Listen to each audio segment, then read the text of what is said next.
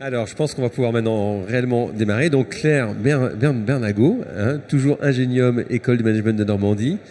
Donc, écoutez, je vous laisse peut-être présenter rapidement Ingénium et cette école pour bien comprendre, puisque manifestement, qui nous sommes. Il y a un déficit de communication. Oui, d'accord. Allez-y. Ça fonctionne? Vous m'entendez? Ok, très bien. Donc, Ingénium Digital Learning, on existe depuis 2003.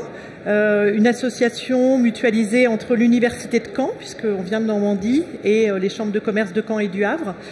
Le cœur de notre activité, au départ, c'était le développement de formations diplômantes entièrement digitalisées pour l'IAE de Caen, pour l'école de management de Normandie. Et puis, en 2003, on a commencé à s'ouvrir aux entreprises, voilà. Et en 2016, nous avons rejoint l'école de management de Normandie, qui était un de nos membres fondateurs. Et l'université a repris en son sein toute la formation continue qu'on développait pour eux. Voilà. Ça ne vous a pas échappé, je ne suis pas Olivier Lamiraud, c'était marqué sur le programme. Olivier Lamiraud, c'est le directeur EdTech de l'école de management de Normandie. Et ce que je vais vous présenter aujourd'hui, c'est un projet qui a été réalisé sur une commande du gouvernement vietnamien et qui est en train d'être déployé au Vietnam et que l'on va bientôt déployer en France également. Donc ça s'appelle Mookin, ça s'adresse aux organismes de formation. Et l'idée, c'est un portail de services qui va vous permettre de gérer complètement tous les services et tous les besoins digitaux d'un organisme de formation. Voilà.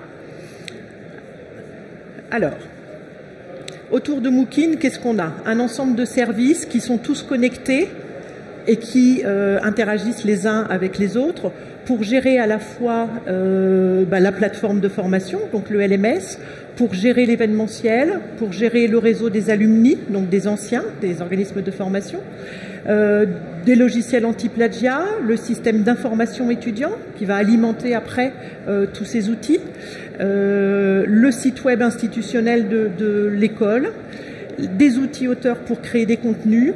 C'est relié aux médias sociaux, ça fonctionne dans la mobilité, il y a également un e-portfolio et encore de nombreux services que je vais vous présenter aujourd'hui. Voilà. La particularité de Mookin, c'est qu'on s'appuie à plus de 70% sur des outils open source. Donc nous-mêmes chez Ingénium, on a choisi une plateforme open source et des outils open source.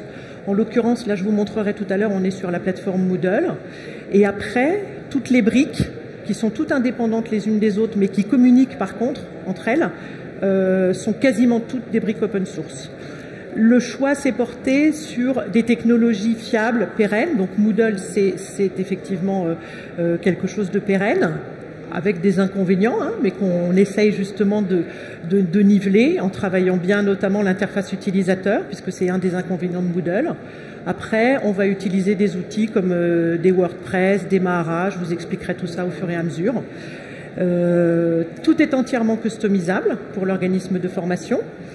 Et puis, on peut également développer des fonctionnalités spécifiques ou connecter avec des outils qui sont déjà existants au sein de l'organisation. Si vous avez un système d'information des étudiants qui existe, ce ne sera pas la peine de prendre cette brique-là, par exemple. Voilà. Alors, ce que je vous propose, j'ai une petite vidéo qui va vous présenter en 1 minute 30 ce qu'est Mookin, et puis après, je vous remontrerai des écrans un petit peu plus détaillés de chaque service. Mookin est la solution pour faire entrer votre établissement de formation dans l'ère des nouvelles pratiques pédagogiques et des technologies éducatives. C'est l'outil de pilotage de votre établissement et de votre pédagogie. Mookin regroupe une quinzaine de services, tous nécessaires à votre école ou à votre université.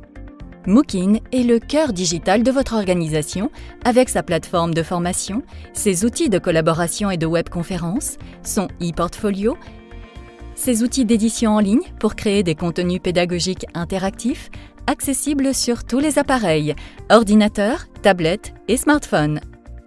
Mookin est aussi un outil de gestion administrative gérant les inscriptions, les emplois du temps, les notes, la communication vers les étudiants et les stagiaires et bien plus encore. Vous pourrez gérer votre médiathèque, vos colloques de recherche et vos conférences, gérer un catalogue de formation et les vendre en ligne. Mookin sera une plateforme de communication et d'échange pour vos alumni. Il vous connectera sur vos réseaux sociaux et vous pourrez suivre et poster de l'information, communiquer avec ceux qui s'intéressent à votre établissement. Mookin est une mosaïque de services pour l'établissement de formation digitale. Les services couvrent les besoins de la formation en face à face, en blended learning, des MOOC et du e-learning. Vous pourrez choisir une, deux ou encore toutes les briques de service Mookin selon vos besoins. Mookin est ouvert. Il se connectera à vos solutions existantes en s'appuyant sur les grands standards du web. Vous profiterez des services Mookin en les installant sur vos serveurs ou en utilisant la version cloud. Enjoy Mookin. Voilà, alors cette petite présentation vous donne un aperçu. Ce que je vous propose maintenant, c'est de vous redonner brique par brique un petit peu ce qu'il y a derrière et puis comment ça fonctionne assez rapidement, mais on va y arriver. Voilà. Alors là, on est sur le portail d'accueil de Mookin. Bon, donc vous avez compris qu'on choisit les briques que l'on souhaite. Aujourd'hui, c'est déployé dans des universités au Vietnam et c'est disponible en vietnamien, en anglais et en français. On est en train de finaliser la traduction des briques existantes. Donc, la première brique, c'est le système d'information étudiant. C'est ce qui va vous permettre de gérer les inscriptions, la programmation des cours, etc. Aujourd'hui, on n'en a pas trouvé en open source qui nous paraissait suffisamment intéressant. Donc, on a fait un développement from scratch en Symfony, par contre. Donc, ça s'interface et ça se connecte très bien avec toutes les autres briques. Après, s'il y a un établissement de formation qui est intéressé et qui a son outil déjà d'information, bien sûr, il peut être connecté à la place de cette brique-là. Mais en tout cas, la porte d'entrée dans un portail comme celui-là, c'est bien le système d'information étudiant. Donc ça, c'est la première chose. Ensuite, on va retrouver la plateforme de formation. Donc, comme je vous l'expliquais tout à l'heure, c'est la plateforme Moodle qu'on a choisie pour être au cœur de cette solution-là, alors que l'on va customiser, bien sûr, et travailler dans son interface pour les utilisateurs. Pour ceux qui ne connaissent pas la plateforme Moodle, elle embarque aussi des outils de création de contenu, etc. Voilà. Ensuite, la troisième brique, on va mettre à disposition des formateurs, des concepteurs de cours, un éditeur de cours. Donc là, on a choisi la brique Xerte. Ça permet en fait aux formateurs de s'affranchir de toutes les contraintes graphiques. Parce que quand on rentre dans des éditeurs de cours, on sait les utiliser, mais c'est jamais très joli, hein, la première. Donc là, c'est relativement simple, pas de fausses promesses non plus. Ça permet d'avoir un rendu qui soit propre et en s'affranchissant des contraintes graphiques. Donc s'il y a besoin de mettre à disposition un éditeur de cours, ça peut être celui-ci, ça peut être d'autres éditeurs qui existent également en open source comme H5P pour ceux qui connaissent un petit peu le monde des logiciels libres et les éditeurs. Voilà. L'avantage de Xerte, c'est qu'il y a la possibilité pour plusieurs formateurs de travailler de manière collaborative sur cet éditeur. Donc ils peuvent concevoir des ressources pédagogiques à plusieurs. Ensuite, alors ça c'est un développement aussi qu'on a fait from scratch, c'est un syllabus, donc dans les universités, les écoles de management, etc. En fait, on gère un catalogue de formation qui donne droit parfois à des crédits ECTS ou à des choses comme ça. Donc là, on a créé une brique qui est directement à l'intérieur de Moodle, qui permet à chaque formateur de renseigner son syllabus. Un syllabus, ça décrit les objectifs, les capacités visées, les modalités pédagogiques, le nombre d'heures de cours, le nombre de crédits ECTS, etc. Et ça restitue pour l'organisation un tableau de bord avec tous les cours qui sont tous décrits. Et surtout, ça permet de générer automatiquement un catalogue de l'offre de formation en format PDF ou en format CSV s'il y a besoin de le retravailler dans d'autres contextes. Et l'autre avantage, c'est créé dans Moodle parce que lorsque l'on valide le syllabus, ça amène directement dans le cours sur la plateforme, en première ressource, le syllabus validé. Donc les gens qui vont suivre ce cours, ils auront accès au syllabus du cours comme première ressource dans le cours. Voilà. Ça, c'est des briques qui sont indépendantes. On a actuellement déjà, on l'a présenté un petit peu en France, des écoles d'ingénieurs, etc., qui sont intéressées par cette brique-là. Elle n'est pas liée que à Mookin. Et tout ce que je vous montre n'est pas lié que à Mookin. L'e-portfolio, c'est le portefeuille de compétences pour les étudiants. C'est ce qui va leur permettre de valoriser auprès des employeurs leur parcours, leurs expériences professionnelles, etc. Donc là, on a fait le choix de Mahara, qui est une solution qui est fiable également et qui est connecté à l'ensemble. Donc les étudiants peuvent créer leur portefeuille de compétences et ils peuvent créer également un site web pour se présenter directement à partir de cet e-portfolio. C'est compatible avec les standards Open Badge, etc., qui sont très utilisés dans le monde de l'éducation. Une brique Events, si votre établissement gère des événements, des conférences, des choses comme ça, vous pouvez les valoriser aussi directement sur le web grâce à cette brique Events. Vous pouvez également vendre des tickets si vous avez des événements qui sont payants au sein de votre établissement. Voilà. Une bibliothèque.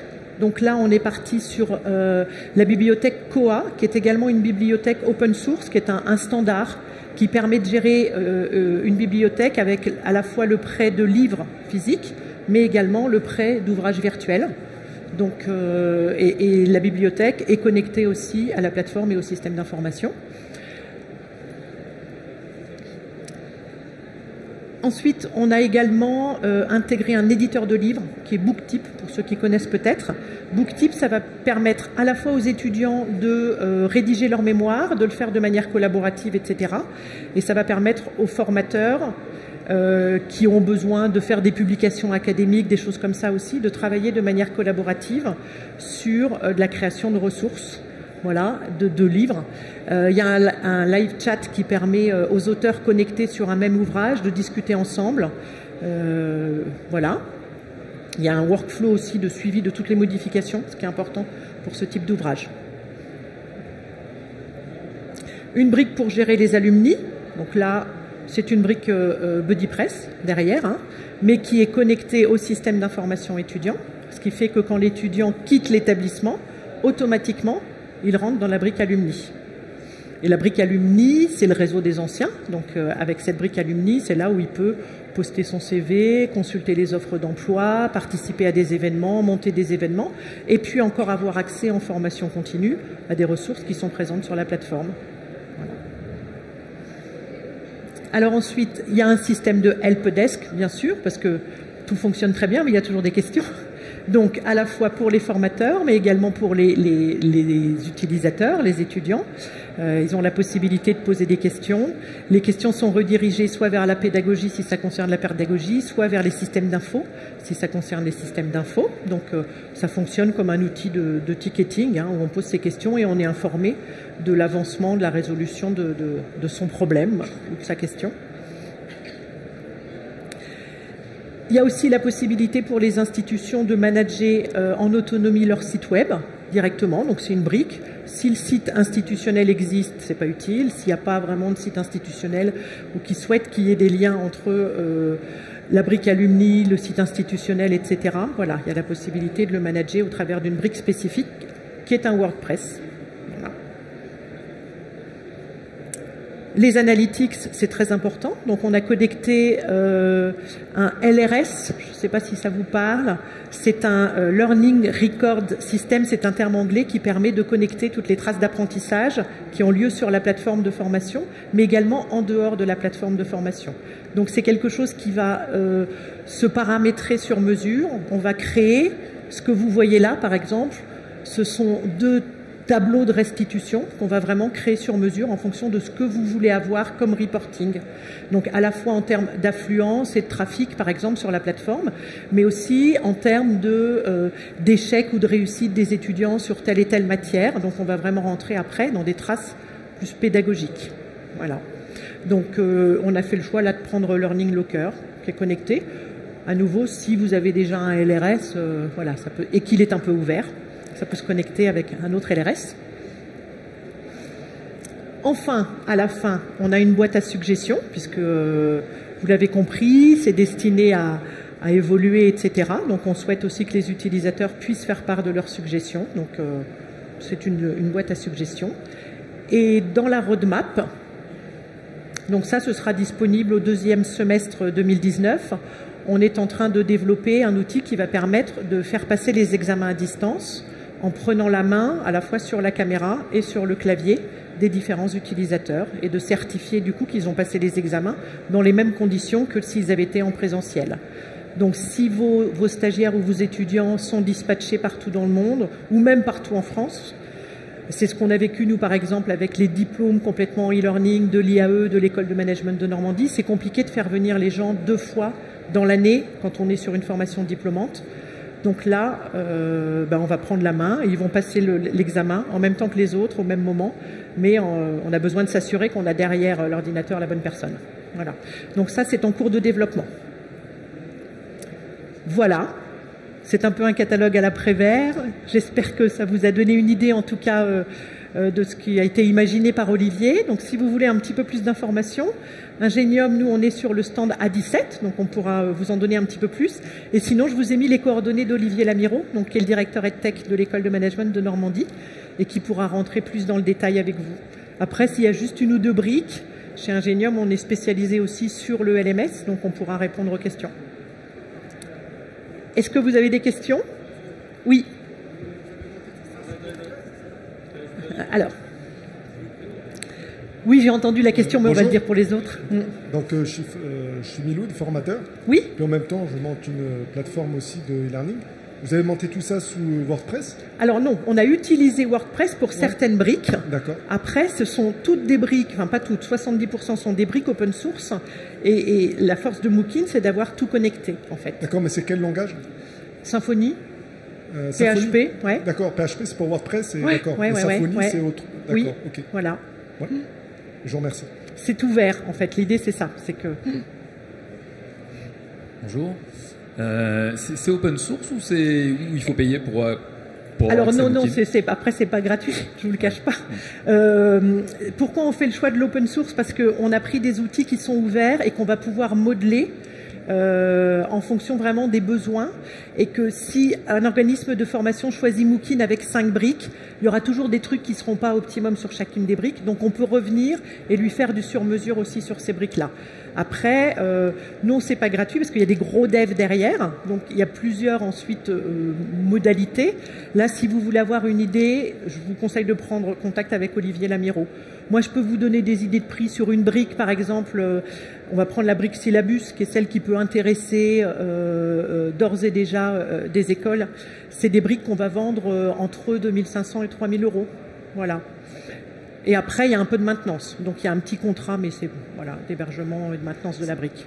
2500 €, après, ça nous appartient ou c'est Alors, ça vous appartient pour une instance. C'est-à-dire que vous ne pouvez pas la dupliquer, la mettre sur plusieurs instances, etc. Mais oui, bien sûr. Après, elle est installée dans votre Moodle et ça vous appartient. Et on fait la maintenance en fonction des évolutions qu'on fait sur cette brique. Voilà. Ok, merci. D'autres questions? Alors, il y en a une devant. Il y en a une là, pardon. Oui. Bonjour. Bonjour. Est-ce que dans votre outil, il y a un outil pour gérer les centres de formation, c'est-à-dire la relation client, créer les contrats, les conventions, etc. Alors, il y a le système d'information étudiant qui va permettre de gérer à partir du moment où l'étudiant rentre, tout l'avant, toute la partie un peu CRM. Pour l'instant, elle n'est pas dedans, mais ça fait 2 ans seulement qu'on est sur les développements et vous avez vu que ça, pourquoi pas, ça va se développer encore. Après, cette brique aujourd'hui, elle permet de gérer donc les étudiants, les inscriptions, la planification des programmes, etc. Toute la partie convocation, par exemple, à des stages, c'est des briques qu'on a développées au sein d'Ingenium et donc on pourra facilement réintégrer. On a une brique aujourd'hui qui existe dans le Moodle qui permet de générer des conventions, d'imprimer les attestations de suivi de formation, d'imprimer les feuilles de présence et d'envoyer à la fin les attestations de succès ou pas directement. Donc ça existe, on l'a déjà développé. Il n'est pas mis dans Mookin, mais il existe ailleurs. Vous lui reposer une question. Écoutez. Aujourd'hui, qui utilise Mookin? Alors aujourd'hui, c'est le Vietnam, parce que ça a été développé sur une commande du gouvernement vietnamien. Donc c'est déployé actuellement dans 5 universités vietnamiennes.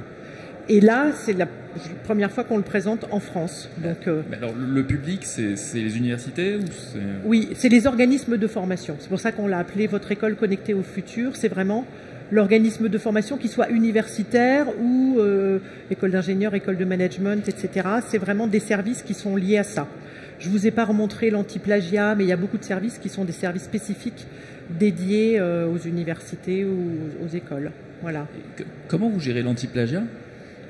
Ça fait partie des briques qui ne sont pas open source pour l'instant. Donc on a connecté une brique, je ne saurais pas vous dire le nom, mais Olivier pourra vous le dire. On a connecté une brique qui est une brique là payante par contre, parce qu'on n'a pas trouvé quelque chose qui soit satisfaisant en open source et qu'à développer, je crois que pour l'instant c'est pas prévu. Merci.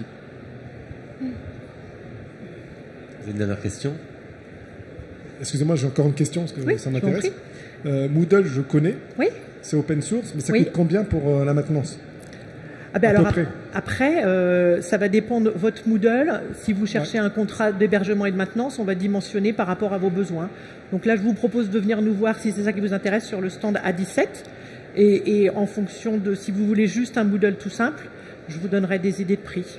Ouais, d'accord, merci. Et ça nous appartient après Ah bah oui, par ouais. contre, D'accord. nous on fait un service de maintenance et d'hébergement. Si au bout de 2 ans vous nous dites je veux garder mon Moodle mais je veux partir chez un autre, bien sûr vous gardez tout. Hein. On n'est pas propriétaire. Non, mais ça veut dire que c'est pas un abonnement comme, Non, comme non, dans non, les autres stands. C'est Ben non, c'est le principe ouais. de l'open source. Il faut quand même. Je dis toujours open source, ça ne veut pas dire gratuit. Ouais. Parce qu'il faut l'héberger, il faut le maintenir. Oui, après il y a. Pour la moi, maintenance. Moodle, il faut le préparer avant, quoi. Hein. Mais par contre, tous ces investissements que vous faites, ils vous appartiennent. Voilà. D'accord.